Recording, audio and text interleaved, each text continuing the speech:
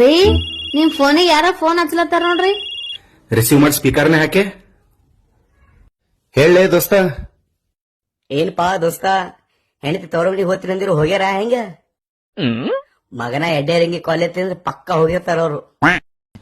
ಅದ್ ಬಿಡು, ಮನ್ಯಾಗ ಒಬ್ನೇ ಇದ್ದಿಲ್ಲ, ಮತ್ ಕುಡ್ಲಿಕ್ಕೆ ಯಾವತ್ ತರ್ಲಿ ನನಗ?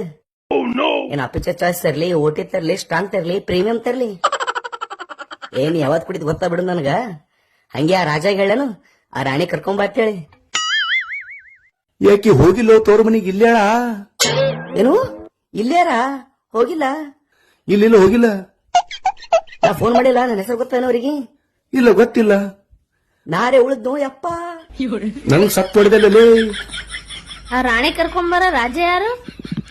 ಯಾವನವ ರಾಜ? ನನ್ ದೋಸ್ತನ ಹಿಂಗಾದ್ರೆ ಹೇಳಲ್ ಬಿಡು ನೀ.